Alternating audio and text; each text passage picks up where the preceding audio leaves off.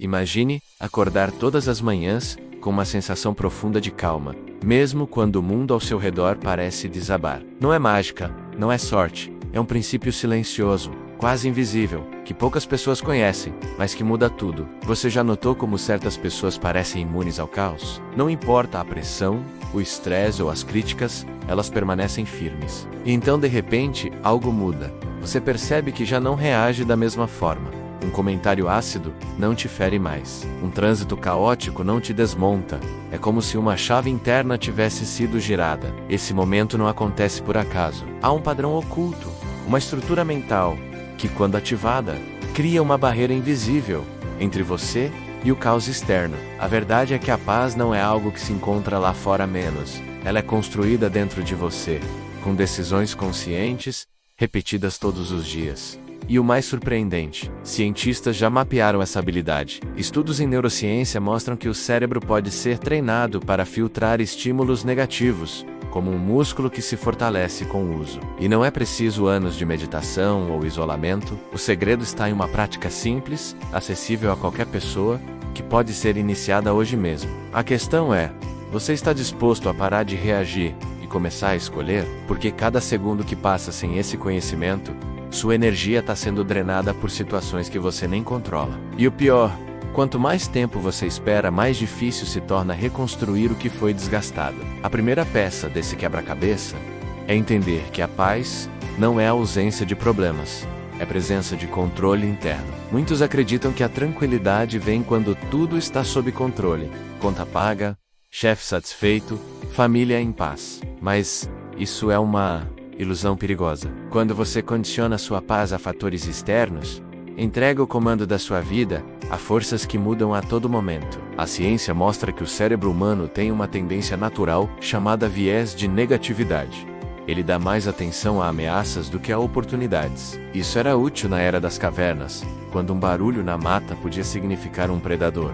Hoje, esse mesmo mecanismo faz com que um e-mail mal interpretado ou um olhar atravessado pareça uma catástrofe. O problema não é o estímulo, é a resposta automática que o cérebro insiste em repetir. E é aqui que a mudança começa. Você não precisa eliminar os estímulos, mas sim reprogramar a reação. Pesquisas da Universidade de Harvard demonstram que indivíduos que praticam autorreflexão diária, mesmo por 5 minutos, desenvolvem maior atividade no córtex pré-frontal, menos a área responsável pelo pensamento racional e pela regulação emocional. Isso significa que, com prática, você pode ensinar seu cérebro a não disparar o modo de emergência toda vez que algo dá errado. O primeiro passo, então, é parar de culpar o mundo. Pare de dizer que foi o chefe, o vizinho ou o trânsito que tirou sua paz. A verdade é que ninguém tira sua paz, você entrega. E se você entrega, pode também decidir não entregar mais. Esse é o ponto de virada. O segundo bloco dessa transformação é a construção de um sistema interno de filtragem. Imagine que sua mente é como uma estação de rádio. Ela só capta as frequências que está sintonizada se você sintoniza no medo, na crítica ou na insegurança. É isso que vai ouvir o tempo todo. Mas se mudar a frequência, o sinal muda.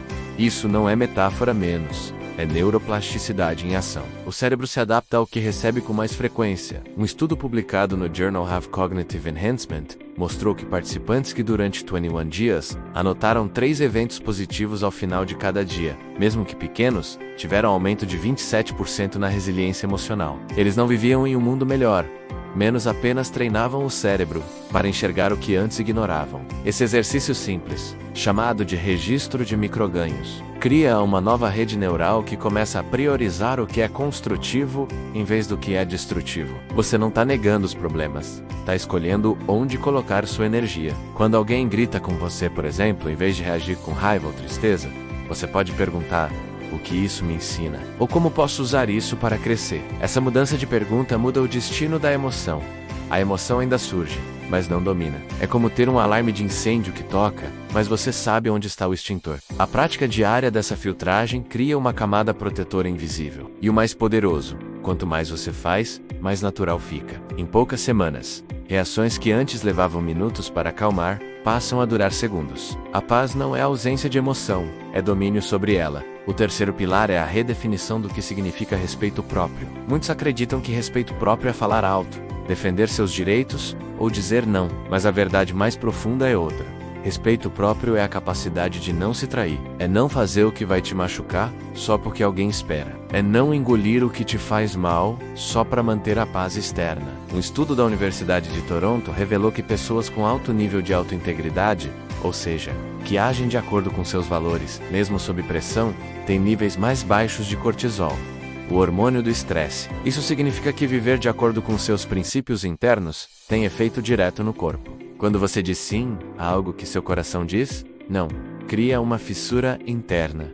E cada fissura rouba um pouco da sua paz. O segredo, então, não é ser mais forte, mas fio. E isso começa com perguntas simples. Isso combina com quem eu sou. Isso me aproxima da pessoa que quero ser. Quando você começa a usar essas perguntas como filtro, decisões que antes pareciam difíceis ficam claras. Você deixa de aceitar convites que não quer, de responder mensagens no fim de semana, de participar, de fofocas, não por rebeldia, mas por alinhamento. E cada escolha alinhada fortalece sua energia. A paz, nesse sentido, é o estado natural de quem não está em guerra consigo mesmo. E quando você para de se trair, o mundo externo perde o poder de te desestabilizar. Porque você já não depende da aprovação alheia para se sentir inteiro. Você já é, e isso é inegociável. O quarto elemento é a gestão do tempo emocional. Assim como você tem um tempo físico, horas na aldeia, você também tem um tempo emocional, energia limitada para lidar com estresse, conflitos e decisões. Quando você gasta esse tempo com situações que não importam, sobra pouco para o que realmente importa. Um estudo do MIT mostrou que o cérebro humano tem um limite de 3 a 5 decisões importantes por dia antes de entrar em exaustão. Depois disso, a tendência é reagir por impulso. É por isso que no fim do dia, pequenas coisas parecem grandes problemas. A solução não é fazer mais, é proteger melhor. Isso começa com a criação de zonas de não negociação. Momentos do dia onde você simplesmente não está disponível para o caos. Pode ser os primeiros 30 minutos da manhã, o caminho para o trabalho, ou os 15 minutos antes de dormir. Nesses períodos, nada entra. Nenhum celular, nenhuma discussão, nenhuma notícia. É o seu tempo sagrado. E dentro desse tempo, você pratica algo que reconecta. Respiração consciente, leitura leve, caminhada em silêncio. Essas ações não são luxo, são manutenção. Assim como um carro precisa de óleo, você precisa de recarga emocional. Quando você protege esse tempo, cria um reservatório interno de calma. E quando o estresse chega, você não está vazio e está abastecido. É a diferença entre reagir com escassez ou responder com plenitude. E o mais surpreendente, quanto mais você protege seu tempo emocional, mais eficiente você se torna em tudo. Porque mente clara toma decisões melhores, comunica-se com mais clareza e resolve conflitos com mais sabedoria. A paz, então, não é passividade, é estratégia. O quinto passo é a transformação do conflito em combustível. A maioria das pessoas vê conflito como algo a ser evitado. Mas a verdade é que conflito é informação. Ele mostra onde estão os limites, as crenças e as feridas. Um estudo da Universidade de Stanford mostrou que equipes que enfrentam conflitos de forma construtiva são 50% mais produtivas do que aquelas que evitam. O segredo não está em eliminar o conflito, mas em mudar a relação com ele. Em vez de ver uma crítica como um ataque, veja como um espelho. Pergunte: o que há de verdade nisso? Mesmo que a forma seja ruim, pode haver conteúdo útil. Quando você faz isso, o conflito deixa de ser uma ameaça e vira uma ferramenta de crescimento. E isso muda tudo. Você para de se defender e começa a aprender. Para praticar isso, cria um ritual. Toda vez que alguém te magoar ou te provocar, escreva 2 frases. A primeira: o que isso me diz sobre a outra pessoa? A segunda: o que isso me diz sobre mim? Essa prática simples, feita por 21 dias, reprograma seu cérebro para não reagir no automático. Você começa a perceber padrões. Certas pessoas só te afetam porque tocam em feridas antigas, e quando você reconhece a ferida, pode curá-la. O conflito, então, não tira sua paz, menos ele a revela. Porque paz verdadeira não é quando tudo está calmo, mas quando você permanece íntegro mesmo, na tempestade. E quanto mais você enfrenta os conflitos com curiosidade em vez de defesa, mais forte fica sua estrutura interna. A paz não é o fim do conflito, é a capacidade de atravessá-lo sem se perder. O sexto bloco é a criação de rituais diários de ancoragem. A mente humana precisa de pontos de estabilidade. Sem eles, flutua entre emoções e reações. Rituais não são superstição. São gatilhos neurológicos que dizem ao cérebro: estou no controle. Um estudo da Universidade de Colômbia mostrou que pessoas que têm rotinas matinais estruturadas têm 40% mais foco e 30% menos ansiedade, ao longo do dia. O segredo não está na complexidade, mas na consistência. Um ritual pode ser simples: acordar, beber um copo d'água, respirar fundo 3 vezes, dizer em voz alta uma frase de poder, como hoje eu escolho minha paz. Parece pequeno? Mas é poderoso, porque cada repetição fortalece a crença de que você é o autor da sua vida. Outro ritual eficaz é o fechamento do dia antes do dormir. Responda 3 perguntas. 1. O que eu fiz bem hoje?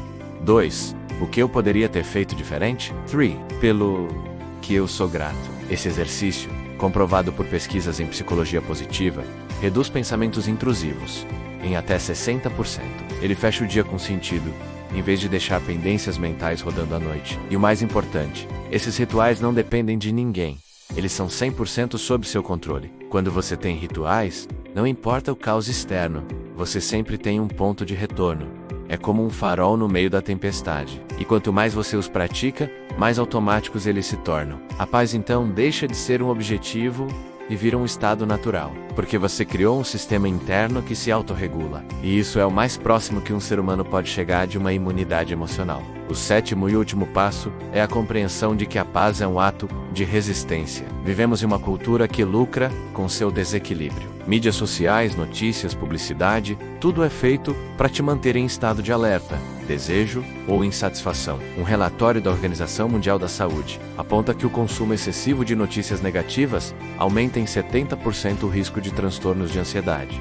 Isso não é acidente, é design. E a escolha de manter a paz, hoje, é um ato revolucionário. É dizer não ao caos programado. É recusar participar do jogo da comparação, da pressa, da escassez. E isso começa com pequenas deserções: desativar notificações, limitar o tempo de tela, escolher fontes de informação com consciência. Cada vez que você fecha um aplicativo que te deixa ansioso, cada vez que você escolhe o silêncio em vez do barulho, você está reconstruindo o seu território interno. E quanto mais você faz isso, mais percebe que a paz não é frágil, ela é resistente. Ela cresce quando você a protege. E o mais transformador, quando você vive em paz, influencia os outros sem precisar falar. As pessoas sentem sua energia, elas se acalmam perto de você. E isso cria um efeito em cadeia. Sua paz não é egoísta menos, é necessária. Porque um mundo mais calmo começa com indivíduos que decidiram parar de reagir. E você pode ser um deles. Hoje, agora, com uma escolha. A escolha de não entregar o que é seu. Se você chegou até aqui, é porque algo dentro de você já sabia que há outra forma de viver. Que não precisa ser assim correndo, reagindo, se esgotando. Que é possível ser forte sem gritar, ser calmo sem fugir, ser firme sem fechar o coração. Esse vídeo não foi sobre técnicas. Foi sobre reconexão. Reconexão com o seu centro, com o seu poder, com a sua essência. E o mais bonito é que tudo que foi compartilhado aqui é comprovado, testado, vivo, não é teoria menos. É prática diária de milhares de pessoas que decidiram que sua paz não é negociável. E agora, você tem as ferramentas, mas ferramentas só funcionam se forem usadas. Então, eu te desafio. Escolha um dos 7 passos e coloque em prática hoje. Só um pode ser o ritual matinal, o registro de microganhos ou o fechamento do dia. Faça por 21 dias. Anote o que muda. E quando notar a diferença menos, e você vai notar, volte aqui e compartilhe nos comentários. Porque sua experiência pode ser o empurrão que alguém precisa para começar. E se você quer ir além, tem um próximo passo. Um vídeo que revela como transformar essa paz em força criadora, menos como usar a calma para construir, realizar e impactar, ele está chegando. Mas antes, preciso saber: você vai continuar como antes? Ou vai finalmente assumir o comando da sua energia? A escolha é sua. E ela começa agora.